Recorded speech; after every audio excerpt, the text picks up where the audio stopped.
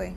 After I left, I deleted I didn't delete my Instagram. It got hacked by ISIS sympathizers and propaganda was posted all over it. So Instagram took it down. And I didn't recreate one for another year until I decided to kind of accept my fate as the infamous former porn star and try and change the narrative. So I recreated an Instagram account and tried to, for lack of a better term, become an influencer. I don't think low self-esteem discriminates against anyone. It doesn't matter if you come from a great family or if you come from a not so great background. I struggled my entire childhood with weight, and I never felt attractive or worthy of male attention. And suddenly, my first year of college, I start losing all this weight from making small changes. And by the time I graduated, I was ready to make a bigger difference. I felt extremely self-conscious about my breasts because that was the first thing to go when I lost all the weight. I lost about 50 pounds, I don't know how many kilos that is, or stones. And once I did that, I started garnering all of this attention from men, and I was never used to it. And I felt like unless I held on to it and kind of did what was asked of me or what was expected of me, it would go away. And after feeling what it was like, that validation and, you know, the compliments for the first time, I did not want that to go away. Oh, you're beautiful. Like, would you like to do some modeling? Oh, you know, you have a great body. Like, I think you'd be great in nude modeling. Things like that. And after I came and toured the studio, you know, it was very respectable. It was a gorgeous location. It was in Miami, in Doral, Florida. It was clean. Everyone who worked there was nice. All of their cubicles were decorated with family photos. Like, it was nothing dodgy or that made me uncomfortable. And after the first time I went in wasn't the first time I filmed a porn movie. It was the second time. The first time was more so, do you want to do this? Like, sign the paperwork, et cetera, et cetera.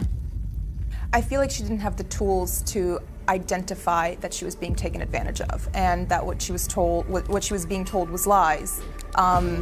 Maybe not so much lies, but, you know, trying to manipulate me to doing what they wanted me to do. I don't really see myself as a victim. I don't like that word. I did make my own decisions, even though they were terrible decisions. I think that the word I couldn't quite grasp when I said that would be adrenaline.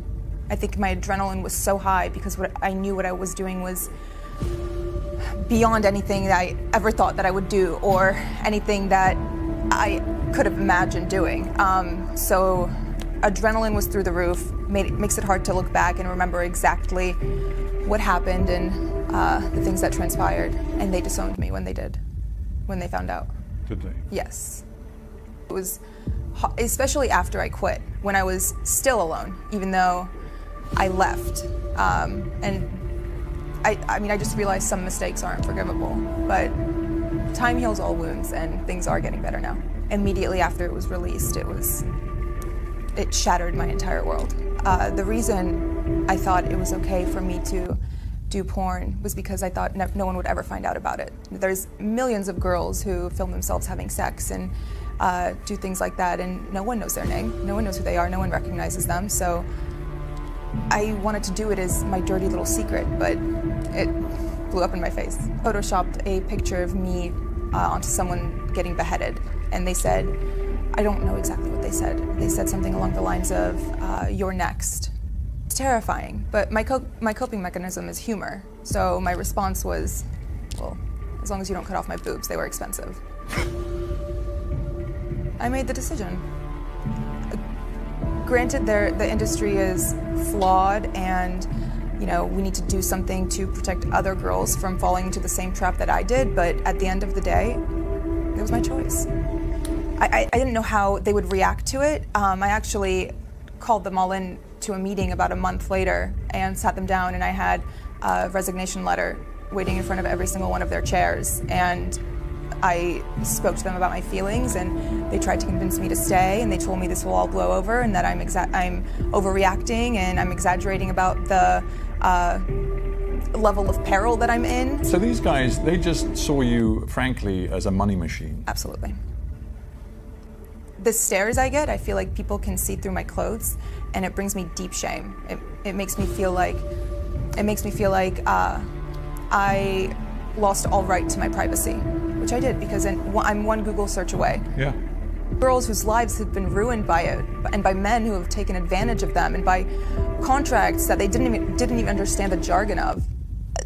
It makes me feel like, okay, maybe it was good that I started talking and that I posted this interview and that I'm speaking out now, because other people feel the same way. And even if they don't relate on as deep a level as, you know, doing porn, they can relate on the level of being insecure and being pressured into doing something they didn't want to do. I mean, everyone watches porn. Have you ever watched porn in your entire life? In my entire life, I have watched porn. See, of course it affects relationships. Porn addiction is very prevalent in America, and I'm sure here too. The things that men see in videos, they expect from the women in their lives, and that's just not reality. No one is going to be that perfect. No one is going to do those acts on a Wednesday night with the person they love. And I get a lot of hate from female performers who say that I'm ungrateful for it, but it was never what I asked for. And if you could speak to that 21-year-old Mia Khalifa walking down the street in Florida, stopped by the guy who said, "You're beautiful, you're lovely, I can work with you," what would you tell her to do today? Run. Mia Khalifa, it's been a pleasure having you on Hard Talk. Thank you very much. Thank you for having me.